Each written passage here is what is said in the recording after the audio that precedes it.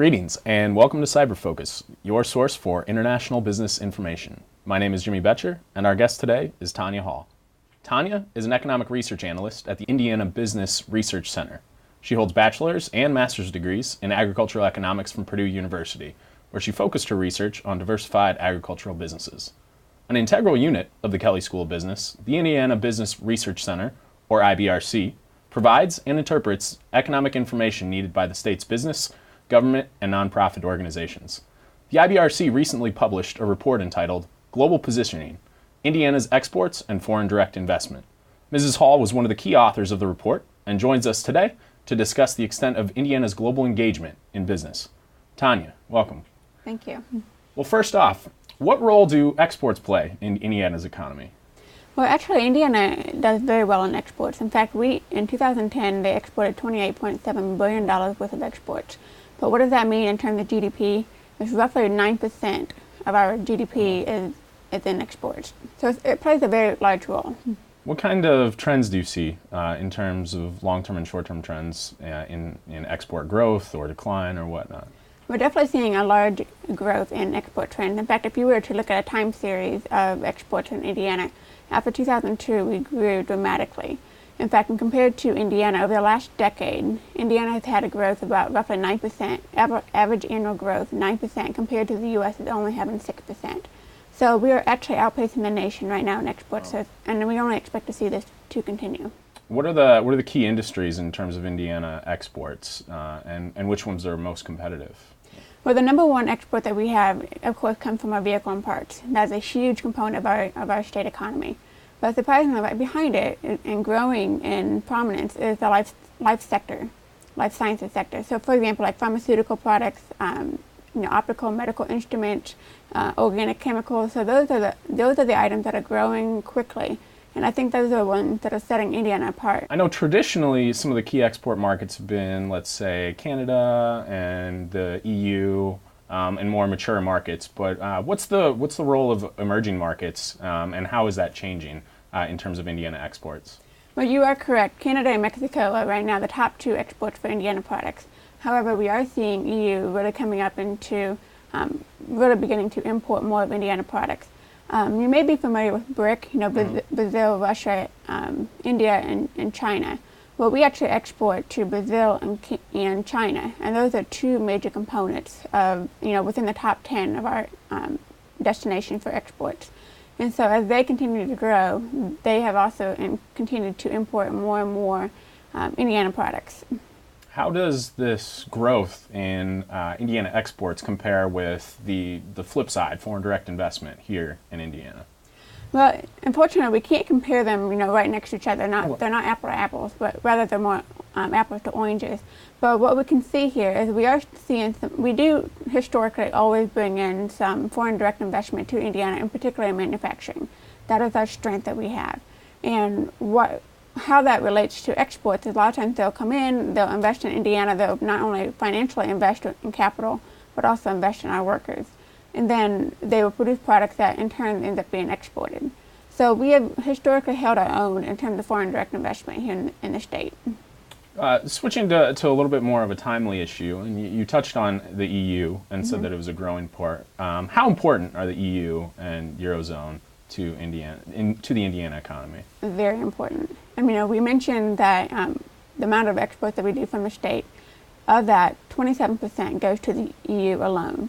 And then of that, if we were to only look at the eurozone, which is, of course, has been in the news quite a bit lately, they alone import 77% of the amount that is exported to the EU. So they are a very, very important trading partner. What impact do you see the potential, potential effects of the financial and currency crisis in the eurozone? How do you see that impacting potential Indiana exports and Indiana business? I think we can be confident in saying that there will be some impact. The degree of that impact is yet to be known at this point. It's kind of speculation. Anytime that you add in risk to the equation of supply and demand, you're bound to have some impact.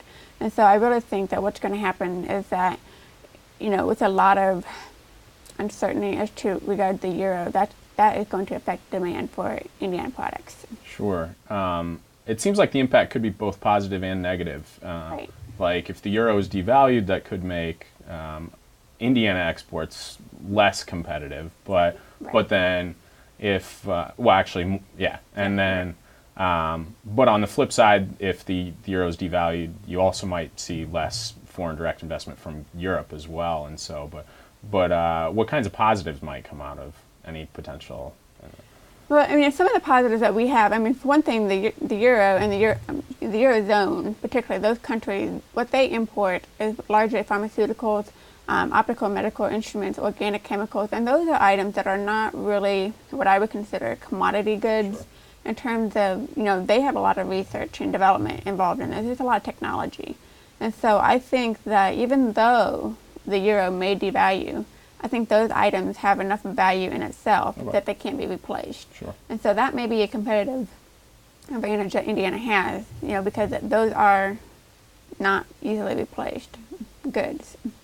A lot of our viewers are Indiana businesses that are interested in potentially going global.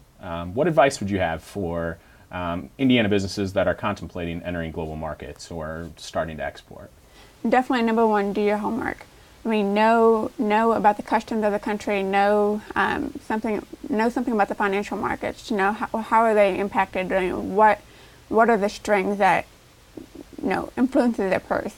But also make sure make sure you recognize that the fact that the sales in foreign countries is not going to be the same as domestic sales.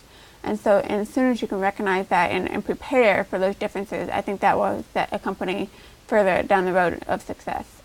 Do you have any specific advice for firms that are already doing some international business but seek to understand how important strategic events like the eurozone crisis or other global crises might impact their business? Any advice for them or resources to point out? One thing I would probably point out is don't be afraid to ask for help. I mean, you can't be expected to know everything. In fact, there's one good source that I've been hearing about lately. It's the U.S. Commerce Department that's here in Indianapolis. That's actually in Carmel, Indiana.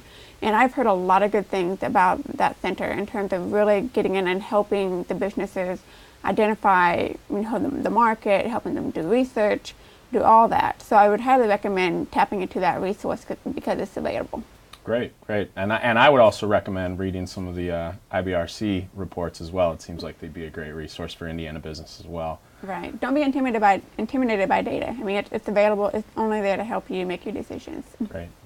Well, that's all the time that we have today. Tanya, thank you so much for joining us. Thank you. And we really appreciate your insights on the role of the Indiana economy in terms of a more global basis.